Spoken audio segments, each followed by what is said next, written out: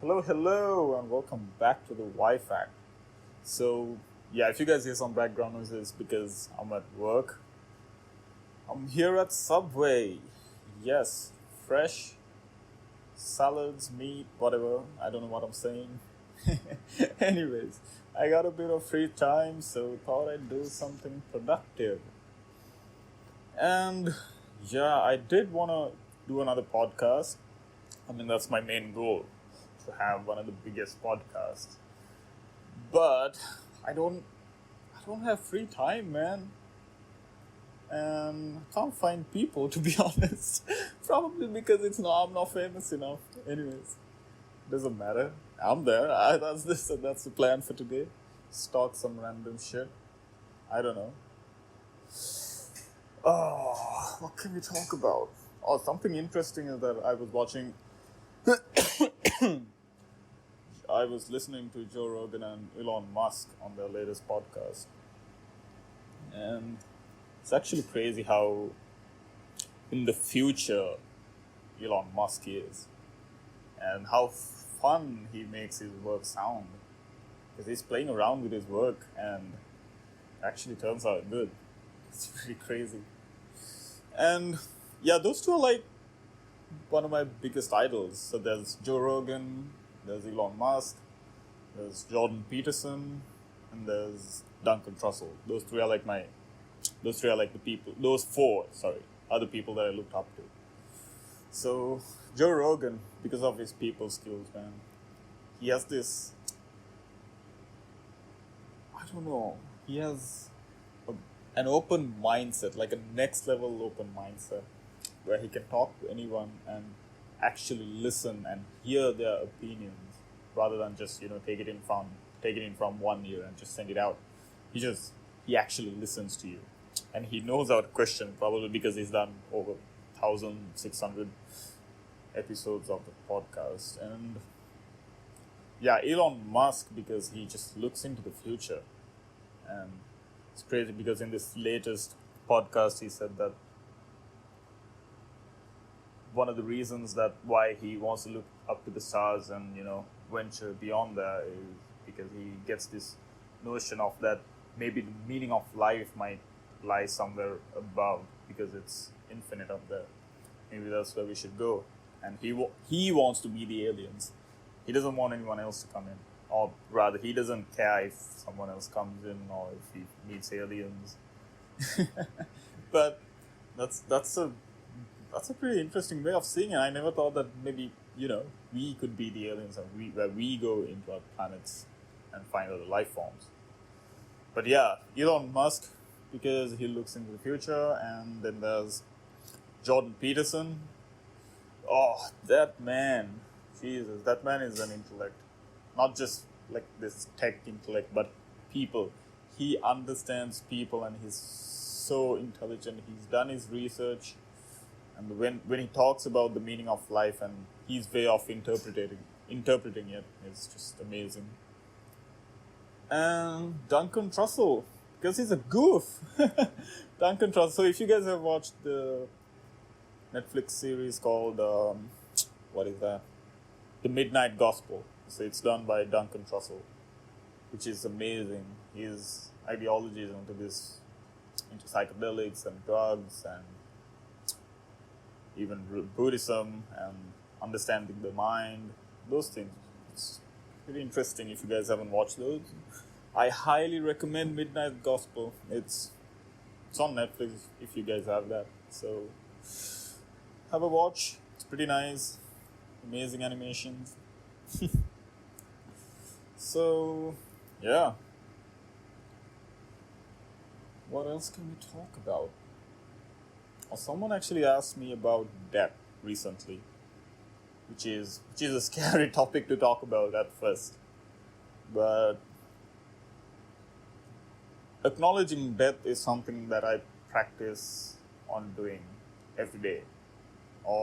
And probably the ultimate goal is to be able to acknowledge death at any given moment. Basically, be mindful of death, just like being mindful of breathing, stuff like that.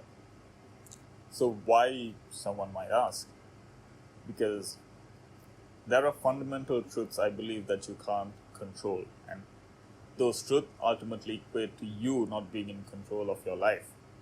Number one, death. Sorry. Number one, death. Number two, I would say getting sick. Best example, look at the pandemic. Number three, aging. Number four, breathing. I know some people might say, you can control breathing, but look, ultimately, can you? Can you stop breathing and still live? No. Can you breathe out infinitely? No. You have to breathe in. So, yeah, ultimately, you aren't in control of your breath. And aging. You can't stop aging. So, right now, I just said 5. So, 5 fundamental truths that you cannot control. I'm pretty sure there are more, but these are the 5 that I've realized. And as humans, when we equate our mind with that, we just hate the notion of not being in control. That's the main reason that we have anxiety, isn't it? When we realize that we cannot control something, we create this notion of anxiety. But the important fact is that if you can actually acknowledge these truths and be mindful of these truths, at a basic level, you'll be able to let go of the emotions that are attached to uncontrollability. Because you'll realize, okay, ultimately I am not in control. So what's the point of having these emotions? You can just let go of these. And yeah, in a basic sense, you can actually do that, which will help you in your day-to-day life to carry out your responsibilities. And so yeah, that's why I would always promote the notion of being mindful of death, or just acknowledging death. Again, not be neurotic about it, where you go like, okay, I'm going to die from this, I'm going to die from that. Okay, no, not that.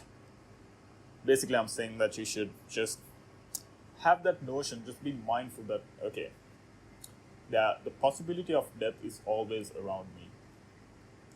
Just having that notion will help you reduce your anxiety and your emotions attached to all your responsibilities. Because ultimately, I don't believe that it's necessary to attach so many emotions into your responsibilities. And by acknowledging these facts, you can actually reduce those emotions, which in result will make you more productive. So that's why in a basic sense, I would always say there's nothing wrong with acknowledging this. But obviously you can go further, where you'd realize, you can become a sage, or you can let go of everything, or you can become a monk. But you don't start there, right? And maybe that's not the goal, obviously. For some people, for an example, lifting weights, you don't want to start by deadlifting 200 kg. No way, you're going to break your back. So you start by 50 kg, 50 or whatever, the lightest weight possible. Just get your posture right, just understand the fundamentals, and then you move or increase your weight. So just like that. And acknowledging these facts are equal to just lifting the lightest weight and having your fundamentals right. Acknowledging these facts, or the truths that I just said, and acknowledging that you are not in control of your life does not equate to you deadlifting or lifting 200 kg. It equates to you lifting the lightest weight with the proper fundamentals and posture. And death is one of them. There's nothing wrong, because from the day you are born, from the first breath you take, you are literally destined to die, aren't you? I'm not saying that in a bad way. Again, it is what it is. We have to acknowledge it. And so why not prepare for that? Just like you're preparing for your future. And there are so many uncertainties, and one certainty, which is 100%, is that you're going to die. or you're going to pass away. You're not going to breathe. So there's nothing wrong with just preparing for that. It can be scary when you just talk about it, but if you actually acknowledge it, it's nothing to be afraid of. And through that given time, just gain knowledge. Just gain as much as knowledge, not just to earn money or these external factors. I think it's important to gain genuine knowledge with everything that you do. Because, again, we're here for a limited amount of time. We're just passengers, We get on this train. We don't ride this forever. We don't ride this forever. But once we're in this train or bus, whatever, just try and gain as much as information as possible. Just talk to people, read. Not because you have to, just because.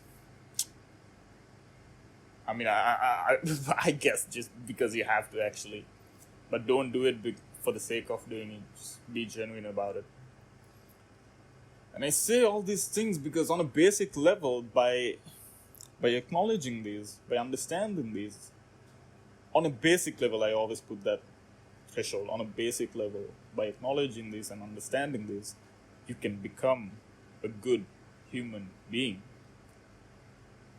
A good human fucking being. I think that's the most important thing that I'm trying to tell people. There's nothing wrong with acknowledging this. Oh.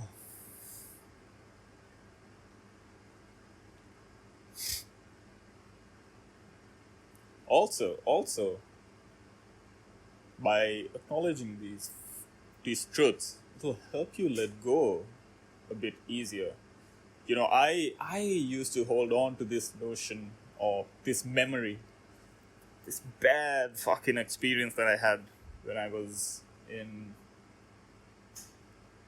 foundation college. That was in 2018 or 2018. I went through a weird experience. I might share it one day, but not right now.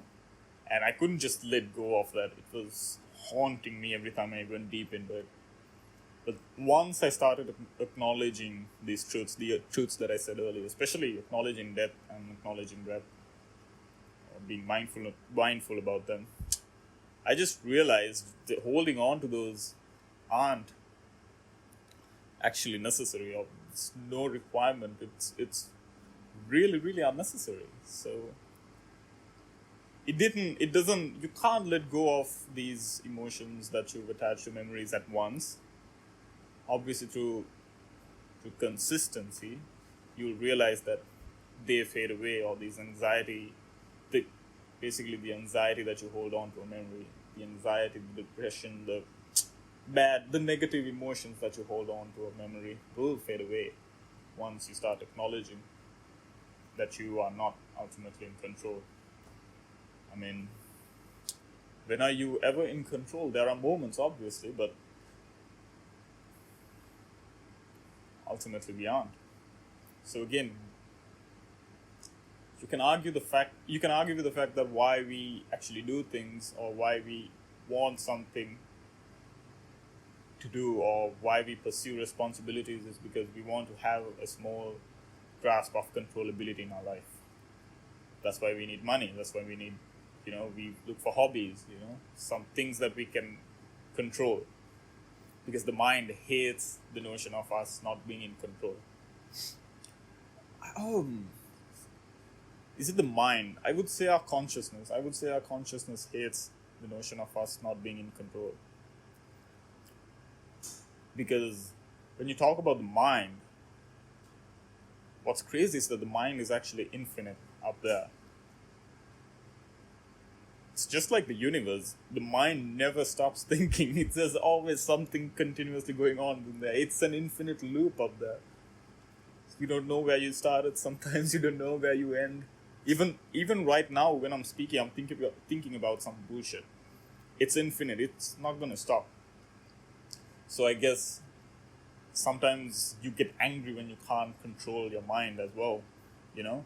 It's not just this physical elements which pisses you off, but sometimes your mind, when you know that you can't control your mind, it actually brings so much anxiety and depression.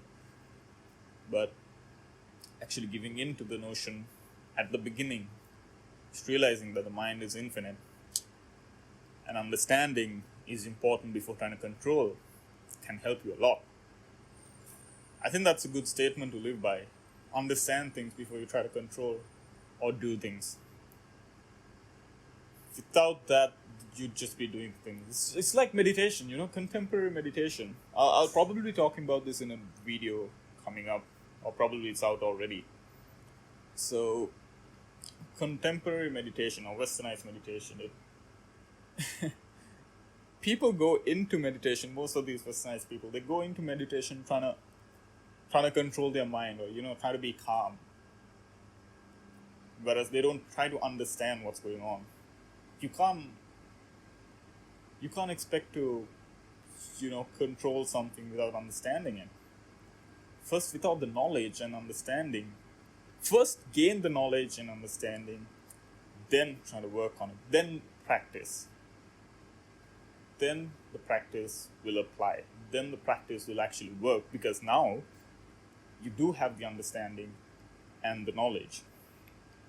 So yeah, if any of you guys are into meditation or planning on doing something like that, just work on that. Just understand and gain a bit of knowledge. Then get into practice. And again, you can apply this to anything in your life. Just understand, gain some knowledge. You don't have to be an encyclopedia on it. Just gain a bit of knowledge, then practice, then be consistent with it. And with that, you will improve. Sorry. But yeah, I guess those are the things that I wanted to share. What else? Just working at Subway helps, because you actually talk to about 50 people on average, 50 different people on average a day, who order different types of subs. Some are the same, obviously, but everyone's different. They want their different salads, they want their different meats. Sometimes they get pissed off when we don't have the sauce that they want. Oh, I heard so many incidences where they just get pissed off because we're out of the sauce. They're like, bro, that's my sauce. I want that sauce. I'm like, calm down, man. I don't have it. We don't have it in the store. Again, the guy literally got emotional because there's no notion of controllability right there. If you guys go in a bit deep. So it's amazing how emotional we can get just because of the fact that we can't control something. And I think ultimately we all know that we aren't in control. I think we know that, because I put a poll up on Instagram asking, do you guys think that you are in control of your life? And all the answers, no one said yes. All the answers were no, we aren't in control of our life.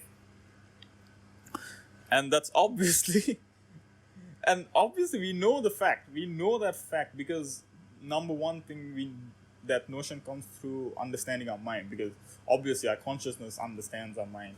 And deep down, you know that you can't control your mind at the beginning. And deep down, we also know that we can't control our day-to-day life. Why? You can die. You can breathe in and you won't breathe out at some point. And that's on a deeper sense, obviously, but you know what I mean. So, again, I don't understand. If you know that notion, if you have that understanding, why do you get mad?